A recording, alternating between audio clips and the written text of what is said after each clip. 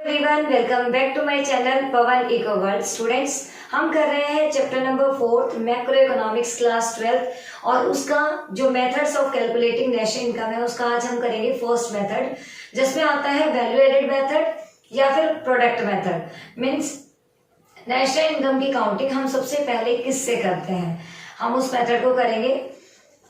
तो देखिए बेटा, सबसे पहले जो मेथड आता है वो हमारे पास आता है वैल्यू एडेड और प्रोडक्ट मेथड। कि वैल्यू एडेड मेथड और प्रोडक्ट मेथड क्या होता है, इसके नाम में क्या समझ आ रहा है, किसी भी चीज में वैल्यू ऐड होना।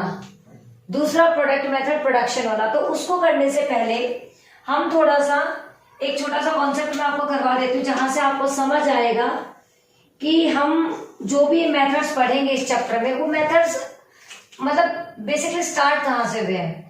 जैसे कि एग्जांपल अगर मैं बात करूं कि कई बार हम देखते हैं कि क्लास में लड़ाई हो जाती है। अब जब टीचर क्लास में आता है तो बच्चे से क्या बोला जाता है कि बेटे लड़ाई किसने की है। फिर उनमें से कोई कुछ बोलता है, उनमें से एक कुछ बोलेगा, एक कुछ बोलेगा, और फाइनली जो टीचर है वो सही से नहीं समझ पाता है कि हुआ क्या। तो वो झुंझलाहट में गुस्से में आके क्या बोलता है, स्टार्टिंग कहाँ से हुई थी, है ना, ऐसा होता है ना। तो स्टार्टिंग कहाँ से हुई थी वो मैं बताना चाहूंगी कि प्रोडक्ट मेथड, उसके बाद में इनकम मेथड और उसके बाद में एक्सपेंडिचर मेथड, ये आखिर स्टार्ट कहाँ से हुई, ये किस तरीके से समझ आया कि इस तरीके से भी नेशनल इनकम की काउंटिंग हो सकती है। मीन्स नेशनल इनकम की काउंटिंग करने के लिए हम इन तीन मेथड का ही यूज क्यों करते हैं और ये तीन मेथड ही ऑथेंटिक क्यों है, ये मैं आपको बताती हूँ स्टार्टिंग से। तो देखिए बेटा, सबसे पहले अगर मैं बात करूं, हम जो सबसे पहला जो फेज होता है हमारी इकोनॉमी में बेटा, तीन फेज होते हैं। मीन जैसे हमारे तीन फेज होते हैं। एक बच्चा जब पैदा होता है तो हम उसे चाइल्डहुड बाल्यावस्था बोलते हैं, जिसको शिशु अवस्था टाइप की जो होती है, लाइक छोटापन, जिसे छोटा बच्चा। फिर वो थोड़ा जवान होता है, फिर उसका बुढ़ापा आ जाता है। तीन फेजेस में है। जैसे कि आप जैसे बच्चे जो कि अभी जवान है, सेकंड हमारे जैसे जो कि मिडिल एज में है, थर्ड मेरे पेरेंट्स जैसे जो कि ओल्ड एज में है, जिसके जो व्यूज होते हैं, जिसके जो कॉन्वर्सेशन होती है वो आप वाले से बिल्कुल भी मैच नहीं करती है। जैसे हम एज गैप भी बोल देते हैं कि भाई हमारे व्यूज और आपके व्यूज बिल्कुल अलग है, डिफरेंट है, एज गैप आ गया है, टाइम गैप आ गया, लाइक दैट। तो वही चीजें। तो देखिए, सबसे पहले आता है हमारे पास में बेटा, पहला जो फेज है हम उसे बोलते हैं प्रोडक्शन फेज। अगर मैं बात कहूं कि हमारी जो इकोनॉमी है बेसिकली दो ही चीजों से मिलकर बनी हुई है बेटा। एक में प्रोड्यूसर होता है, एक में कंज्यूमर होता है। कंज्यूमर डिपेंड करता है प्रोड्यूसर पे, प्रोड्यूसर डिपेंड करता है कंज्यूमर पे। यहीं से तो हमारे जो इकोनॉमी मार्केट है वो स्टार्ट हुआ है। तो देखिए बेटा, सबसे पहली बात, सबसे पहले क्या होता है, प्रोडक्शन होता है। प्रोडक्शन होता है, प्रोडक्शन हुआ तो जो गुड्स और सर्विसेज बनी वो बिकेंगी, और जब वो बिकेंगी तो कन्वर्ट किस में हो जाएंगी, इनकम में। ये हमारा सेकंड फेज है। मान लेते हैं मैं यहाँ पे प्रोड्यूसर के पॉइंट ऑफ व्यू से लेके चलती हूँ। सबसे पहले प्रोड्यूसर ने प्रोडक्शन किया, प्रोडक्शन ने वो गुड्स और सर्विसेज बेची तो उससे इनकम जनरेट हुई। अब जो इनकम जनरेट हुई, अब ये प्रोड्यूसर जो है वो कंज्यूमर भी तो है, वो उसको क्या करेगा, एक तरीके से अपनी नई गुड्स और सर्विसेज खरीदने के लिए उसको पैसे को एक्सपेंडिचर कर देगा। तो ये थर्ड जो है एक्सपेंडिचर, जिसे डिस्पोजिशन भी बोलते हैं, ये तीसरी फेज हो जाएगी। तो देखिए, सबसे पहले बना हमारा प्रोडक्शन मेथड, सामान बना प्रोडक्शन मेथड, इसे हम बोल देते हैं फेज फर्स्ट। इस फेज फर्स्ट का नाम दिया गया प्रोडक्ट मेथड, जो आज हम करेंगे। इनकम मेथड, जब हमारी इनकम जनरेट हो गई तो हम उसे क्या बोलेंगे, इनकम मेथड। और तीसरी एक्सपेंडिचर मेथड। तो नेशनल इनकम की काउंटिंग भी हम तीन ही तरीकों से लगा सकते हैं। पहला तरीका, देश के अंदर टोटल प्रोडक्शन कहाँ से हो रहा है। अगर मैं कहूं कि मेरे घर में इनकम कहाँ से आ रही है, तो सारे सोर्स देखे जाएंगे उसमें कि भाई मैं कमा रही हूँ, मेरे मतलब घर में कोई रेंट आ रहा है या फिर कोई और प्रॉपर्टी का काम है, कहीं हर तरीके से जितने भी हैं वो सारे टोटल पैसे। तो सेम इकोनॉमी होती है, इकोनॉमी में पैसा कहाँ से आ रहा है, प्राइमरी से, सेकेंडरी से, टर्सरी से, कहाँ से आ रहा है, वो सारे पैसे का हिसाब हम प्रोडक्ट मेथड से लगा सकते हैं। सेकंड, इनकम मेथड, एक हाउस होल्ड की इनकम कितनी है, एक प्रोड्यूसर की इनकम कितनी है, सारी इनकम जो होती है कहीं से भी, वेजेस हो गया, सैलरी हो गया, मिक्स इनकम, जहां से भी आने वाले इनकम उसे इनकम मेथड बोल दिया जाता है। देन थर्ड वन इज हम कितना खर्च करते हैं, प्रोड्यूसर कितना खर्च करता है, गवर्नमेंट कितना खर्च करती है, एक्सटर्नल सेक्टर कितना खर्च करता है, सबको ऐड कर देते हैं तो हमारा एक्सपेंडिचर मेथड बन जाता है। तो कुल मिलाकर अगर मैं बात कहूं आपसे कि इकोनॉमी में हम 3 तरीकों से नेशनल इनकम की काउंटिंग कर सकते हैं, तो वो 3 फेज ही हैं जहां से हमारी इकोनॉमी स्टार्ट हुई है, प्रोडक्शन, इनकम और एक्सपेंडिचर। ये 3 एक साइकिल है जो लगातार चलता रहता है। जैसे ये साइकिल अभी आगे भी चलेगा, पहले प्रोडक्शन हुआ, फिर इनकम जनरेट हुई, फिर एक्सपेंडिचर। अब एक्सपेंडिचर जो था, ये एक्सपेंडिचर हुआ तो किसी के लिए तो इनकम भी बना होगा भाई। यहाँ पे जो एक प्रोड्यूसर था उसने सामान बेचा कंज्यूमर को, तो कंज्यूमर के लिए तो वो क्या होगी, पेमेंट, बट इसके लिए तो वो इनकम थी। सेम यहाँ पे जब प्रोड्यूसर की जो इनकम थी वो जब उसे बेचेगा, मतलब उससे कुछ सामान खरीदेगा, तो ऑब्वियसली बात है एक के लिए वो पेमेंट और एक के लिए इनकम हो जाएगी। तो ये सर्कुलर फ्लो इकोनॉमी में चलता रहता है और उसी बेसिस पे मेथड बना दिए जाते हैं। बस अब वही तरीका जो है हमारा, हम यहाँ से स्टार्ट करेंगे। हमारा जो पहला मेथड है उसे, इसमें क्या होता है, देखिए बेटा सबसे पहले हमारा जो प्रोडक्ट मेथड है, वैल्यू एडेड मेथड है, हम उसे 3 तरीकों से देख सकते हैं। मीन्स आपसे जो सीबीएसई क्वेश्चन करेगा वो सीधा सीधा नहीं पूछेगा। देखिए सीधा सीधा तो आप भी जवाब नहीं देते हो। अगर आपसे कोई टीचर भी क्वेश्चन पूछता है कि बेटा इस क्वेश्चन का आंसर क्या होगा, कभी भी आप सीधा जवाब नहीं देते हो। आप इन द सेंस, मैं हर उस स्टूडेंट की बात कर रही हूँ जो आज के जनरेशन का है, और क्या मैम, कैसे मैम, और बहुत सारे क्वेश्चन जो है वो कर देता है। तो सीधा सीधा जवाब नहीं दिया जाता है। उसी तरीके से यहाँ पे 3 तरीकों से हम इस मेथड को निकाल सकते हैं। तो सीबीएसई भी आपको घुमाती है पूरी तरीके से। सीबीएसई इसमें अलग अलग तरीकों से आपसे क्वेश्चनिंग करेगी कि कई बार वो क्या करती है कि इंटरमीडिएट कंजप्शन दे देगी, कई बार वो आपसे value added method, value of output पूछ लेगी, ग्रोस वैल्यू एडेड पूछ लेगी, जीबीए पूछ लेगी।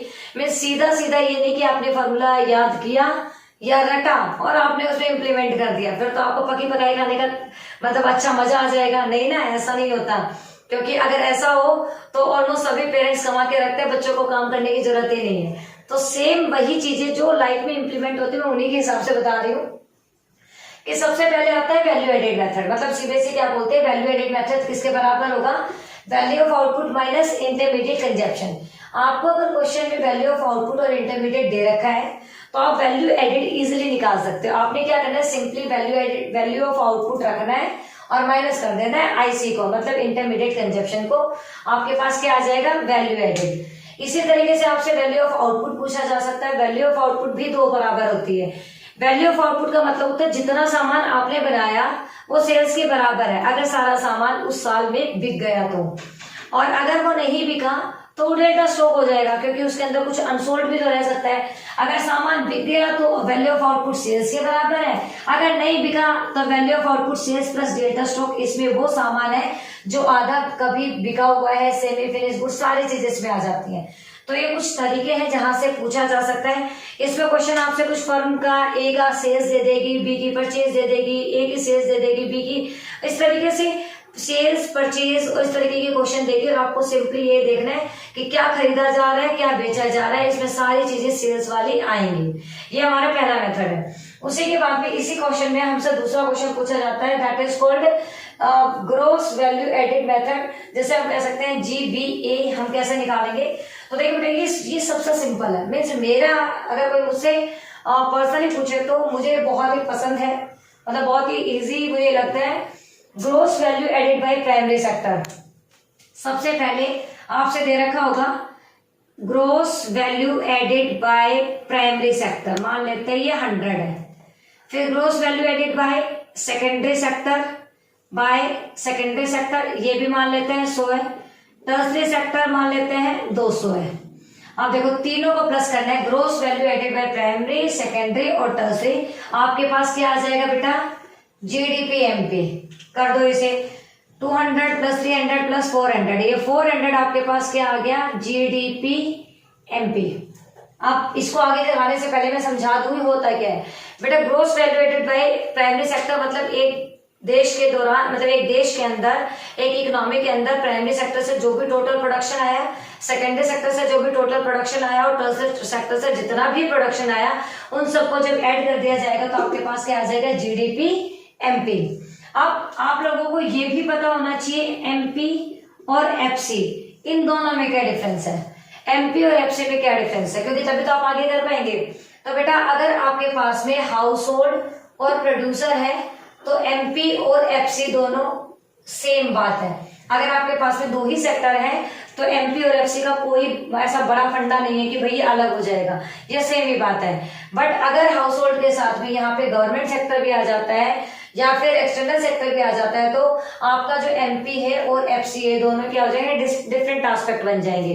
एमपी वो होता है जो मार्केट प्राइस होता है, मतलब मार्केट में बिकने वाला, और एफसी वो होता है जो कि उसके फैक्टर्स ऑफ प्रोडक्शन में लगा, सामान को बनाने में जो पैसा आया दैट इज कॉल्ड एफसी।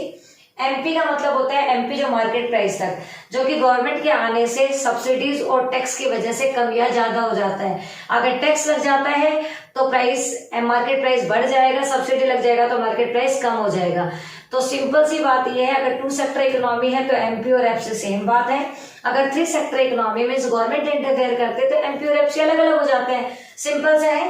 तो आपको पहले तो एमपी और एफसी में डिफरेंशिएट होना चाहिए, उसी के बाद आप क्वेश्चन जो है वो आगे कर पाएंगे। आई थिंक एमपी और एफसी तक आपका सही क्लियर हो गया होगा। तो देखिए gross value added by primary sector, secondary sector और टर्शरी सेक्टर, आपके पास क्या आ गया, GDP MP, simply GDP MP. अब जीडीपी एमपी में से आपने क्या करना है, डेप्रिसिएशन माइनस करना है। क्यों, क्योंकि जीडीपी एमपी में से जब डेप्रिसिएशन माइनस करेंगे तो आपके पास आएगा एनडीपी एमपी, और हमें हमेशा क्या करना होता है, जी से एन पे जाना है अगर हमें नेशनल इनकम के पास जाना है, क्योंकि नेशनल इनकम होती है हमारी एनएनपी एफसी। तो जीडीपी एमपी में से आपके पास डेप्रिसिएशन दे रखा होगा, तो मान लेते हैं आपके पास ये 400 आ गया था, जीडीपी एमपी आपके पास कितना आया 400, और आपको दे रखा है, मतलब जैसे डेप्रिसिएशन मान लेते हैं आपको दे रखा है 20, तो आपके पास में ये क्या हो जाएगा 380। ठीक है, अब आगे चलते हैं। जैसे ये 380 आया तो ये आपके पास क्या हो गया, एनडीपी एमपी। एनडीपी एमपी में अगर आपने माइनस कर दिए एनआईटी, एनआईटी मान लेते हैं फिर से आपके 40 दे रखे हैं, तो ये कितना आ गया 340।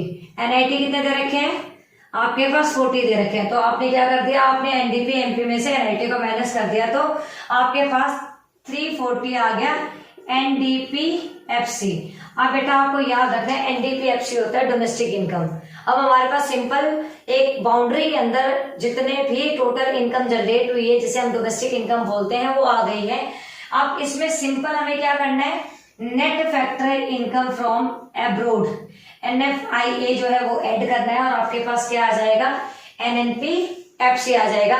तो ये एक छोटा सा टॉपिक है जिसमें हम कह सकते हैं कि आपको ऐसा नहीं है कि आप ये क्वेश्चन नहीं कर पाएंगे, आप इजिली कर पाएंगे। एक्चुअली क्या होता है, नेशनल इनकम एक हवा बना रखा है, जैसे कि आपसे ये कह दिया जाए कि आप वहां मत जाना, वहां कुछ है। अब हम वहां जाके भी नहीं देखते हैं और कुछ है का मतलब सुनकर हम रुक जाते हैं, वो वाली चीज न्यूमेरिकल पोर्शन है। अगर आपने एक बार नेशनल इनकम के क्वेश्चंस करना स्टार्ट कर दिया, बहुत ही इंटरेस्टिंग है। इसमें सिंपली था कि आपको छोटी छोटी बातें याद रखनी है। वैल्यू एडेड निकालना है तो value of output minus intermediate consumption, सब कुछ तो गिवन मिलता है, आपने तो सिर्फ याद करना है। वैल्यू ऑफ आउटपुट एक बार तो सेल्स के बराबर भी हो सकता है, एक बार sales plus data stock. Sales के बराबर तब होगा जब सारा सामान बिक गया, सेल्स के बराबर नहीं होगा मतलब वो डेटा स्टॉक आ जाएगा, में सामान पूरा बिका नहीं है। तीनों सेक्टर्स को प्लस कर दो, जीडीपी एमपी आपके पास आ जाएगी, सब कुछ मिलेगा वहां पे क्वेश्चन में, आप बुक खोल के देखेंगे सब मिलेगा। माइनस करेंगे डेप्रिसिएशन, एनडीपी एमपी आ जाएगा, माइनस करेंगे एनआईटी को, एनडीपी एफसी आ जाएगा, प्लस करेंगे एनएफआईए को, आपके पास में एनएनपी एफसी आ जाएगा।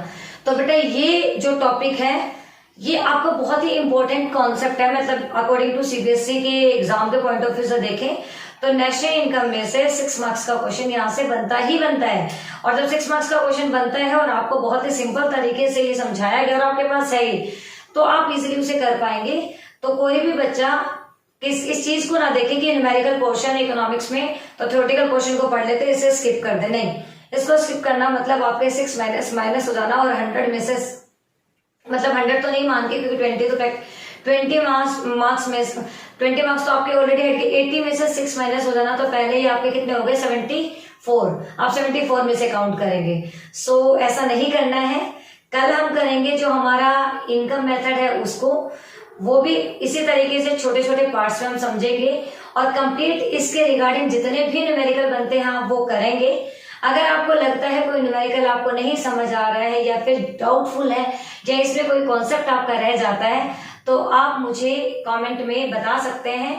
मैं आपकी हेल्प कंफर्म करूंगी, मतलब जहां तक मेरा बेस्ट होगा तब तक वहां तक मैं देने की कोशिश करूंगी। अब हम मिलेंगे सेकंड जो कॉन्सेप्ट है इनकम मेथड में, तब तक के लिए बाय बाय, टेक केयर।